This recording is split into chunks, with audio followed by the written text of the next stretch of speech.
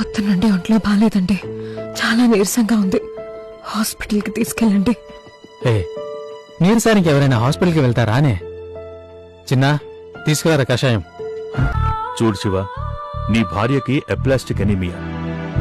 తను బతకాలంటే రేపే సర్జరీ చేసి బోన్ మ్యారో రీప్లేస్ చేయాలి. సర్జరీ ఖర్చులు 5 లక్షల దాకా అవుతాయి. అమ్మా అమ్మా, నువ్వు బతకాలంటే ఆపరేషన్ చేయాలంట. దానికి 5 లక్షలు అవుతుందని డాక్టర్ నాతో చెప్పారు. 5 లక్షలా? దానికి నాన్నేమన్నాడు? దానికి నాన్న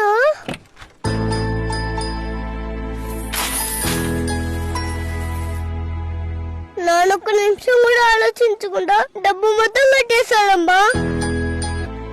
ఏ డాక్టర్ ఏదో చిన్న ఆపరేషన్ అన్నాడు, ఒక 2 రోజుల్లో కోలుకుంటావులే. సారీ అండి. హే నువ్వెందుకు సారీ చెప్తున్నావు? రోగాన్ని ఎవరైనా కావాలని తెచ్చుకుంటారా? నువ్వు ఒకదానివి. నువ్వు దేనికి డబ్బులు ఇవ్వకుండా ఒక్కో రూపాయి మిగిలిస్తున్నప్పుడు నిన్ను పిసినారి అని చాలా తిట్టుకున్నాను. మీరందరూ అనుకునేలాగా నేను పిసినారోని కాదు. ఇక్కడ సంసారం నడిపిస్తున్న ఎంతో మంది మిడిల్ క్లాస్ భర్తల్లాగే నేను. నాకు ఈ షోరూంలో దొరికే బ్రాండెడ్ బట్టల కన్నా బజార్లో దొరికే 100 రూపాయల చొక్కాలోనే ఆనందం.